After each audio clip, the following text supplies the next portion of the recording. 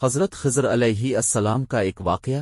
ایک مرتبہ حضرت خضر علیہ السلام دریا کے کنارے بیٹھے تھے، اتنے میں کسی سائل نے آ کر ان سے سوال کیا کہ میں اب سے اللہ کے واسطے سوال کرتا ہوں، مجھے عنایت فرمائیے۔ یہ سن کر حضرت خضر علیہ السلام پر بے ہوشی طاری ہو گئی۔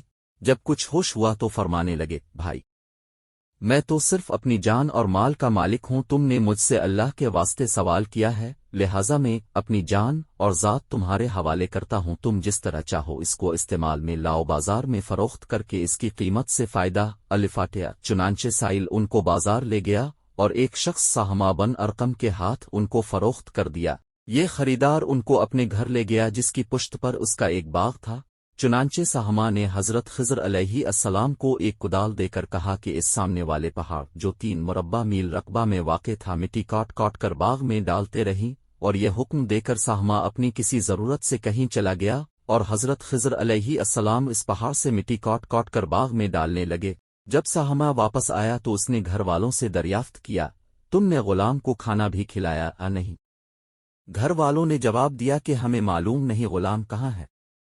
یہ سن کر جب سہما خود کھانا لے کر باغ میں آیا تو اس نے دیکھا کہ وہ غلام یعنی حضرت خضر علیہ السلام تمام پہاڑ کی مٹی کاٹ کر ڈال چکے تھے اور اپنے کام سے فارغ ہو کر اپنے مولی حقیقی کی عبادت میں مصروف تھے۔ یہ دیکھ کر سہما کو بڑا تعجب ہوا اور اس نے دریافت کیا، یہ تو بتائیے کہ آپ کون ہیں؟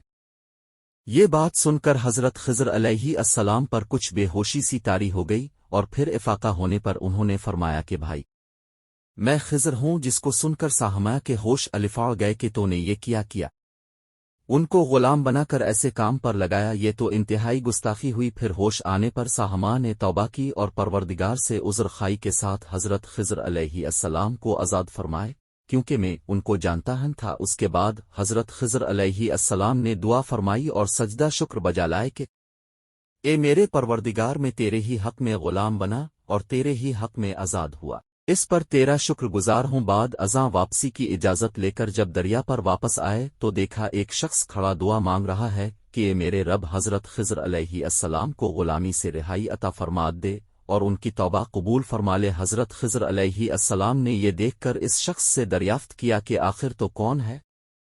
تو اس شخص نے بتایا کہ میں تو شازون ہوں، آپ کون ہیں؟ انہوں نے فرمایا کہ میں خضر ہوں۔ اس کے بعد شازون نے کہا، اے خضر، اتم نے اپنے لیے رہنے کا مکان بنا کر دنیا طلب کی ہے، کیونکہ حضرت خضر علیہ السلام کا دریا کے کنارے پر ایک عبادت خانہ تھا۔ پس یہ سن کر وہ فوراً میدان میں نکل آئے اور وہیں اللہ کی عبادت میں مصروف ہو گئے۔ اس کے بعد حضرت خضر علیہ السلام نے اس جگہ ایک درخت لگایا اور اس کے سایہ میں عبادت شروع کی تو آواز آئی، اے خضر، جب تم نے درخت کے سایہ میں سجدہ کیا تو تم نے دنیا کو آخرت پر ترجیح دی، مجھے اپنی عزت اور جلال کی قسم ہے، مجھے دنیا کی محبت میں رضامندی نہیں ہے۔ اس کے بعد حضرت خضر علیہ السلام نے شازون فرشتہ سے کہا کہ اے شازون، دعا کرو کہ اللہ تعالیٰ میری توبہ قبول فرمائے۔ چنانچہ شاون نے دعا کی اور اللہ تعالیٰ نے شازون کی برکت سے حضرت خضر علیہ السلام کی توبہ قبول فرمائی۔ از مکانوں کا گلدستہ بحوالہ قلیوبی کے حاصل، خدا کے برگزیدہ بندے اسی حالت میں راضی رہتے ہیں جو اللہ کو منظور ہو۔ بے شک ہماری فلاح بھی اسی میں ہے کہ زندگی کے ہر موڑ پر آنے والے کر دیا، اور جناب باری میں عرض کیا کہ اللہ العالمین مجھ سے اس کا مواخذہ نہ، ہر پیچ و خم میں ہم راضی بالرضا رہے ہیں۔ اللہ تعالیٰ کی چاہت کو سامنے رکھ کر زندگی گزاریں۔ دعا ہے کہ اللہ تعالیٰ ہمیں اس واقعہ سے سبق حاصل کر کے نیک بننے کی توفیق عطا فرمائے، آمین۔